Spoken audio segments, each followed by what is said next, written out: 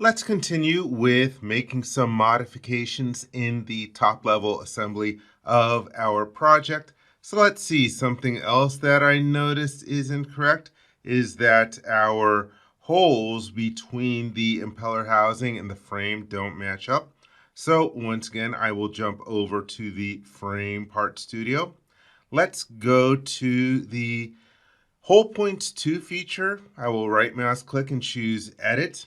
And it turns out that the separation from the hole closest to the edge to the second hole is too short. This needs to be bigger. This needs to be about 150. Let's hit the Enter key and then the check mark.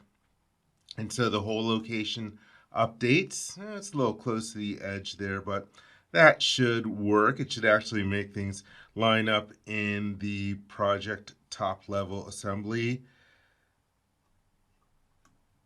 And yep, looks like they line up over there. Let's see, two other changes that we're going to make. And for the two other changes, let me rotate the model because I want to take a look at a cross section. Let me go to the camera and render options drop-down list and then choose section view. To define my section plane, I'll just choose this cylindrical surface. And here we get it going in the correct direction. The first thing I notice is that we can see that there's some interference between our connecting rod and the crankshaft. And I actually want to make the connecting rod diameter for that hole a little bit bigger.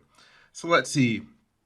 In a previous video, I organized the tabs in my document. Let me go to the Part Studios folder. And then we have my rod and pin. And let's see, we want to go to this particular hole and then right mouse click. Let's choose Edit Hole 2. And here we have the diameter is a value of 25. This should actually be 27.5 and hit the Enter key. And then I will hit the check mark. And so that updates. Let me go to the little home icon and then back to the project top level assembly tab. And so, yep, now we can see that everything looks good. We don't see that overlapping geometry anymore. And then one other change to make here. I don't exactly love the position of the hole between the crankshaft and the engine block. I want to move this a little bit to the right. So once again, I will go to the Part Studios folder and I'm going to find the crankshaft Part Studio. And let's see, let me take a look in here. And yeah, I made this part years and years and years ago. This is why it is a good idea to update your different feature names. So let's see. Nope, it's not that one. It's not that one. Oh, yep. Looks like it should be Sketch 4. Let me deselect everything. I selected way too many different entities. Right mouse click on Sketch 4 and then choose Edit. And let's see. This dimension that's 70. I'm going to crank that up to about 75, which will put it a little bit to the right. And then hit the check mark. And so that is created. And let me actually rename these while I'm here. Let me right click and then choose Edit for Sketch 4 again, and then hit the little pencil icon. And this, I'll call this the mid shaft cut sketch. Not sure what the proper name for that should be, and then hit the check mark and rename extrude 4 while I'm at it, and we'll call this the mid shaft cut.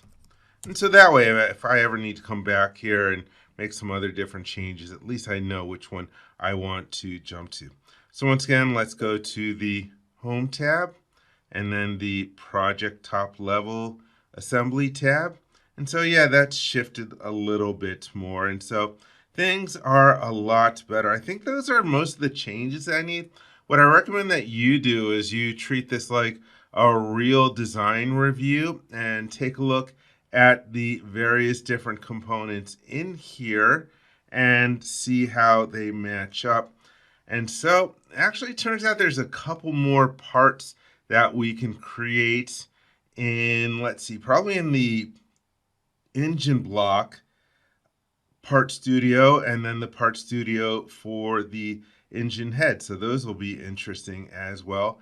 And who knows, maybe we can even get some motion applied so that the spinning of the crankshaft that moves the piston will also turn around the impeller. Who knows? I don't even know if that will work, but maybe I will give it a shot later on. If you want to give that a shot, you can try it as well. So anyhow, we will continue on and make even more components for this project.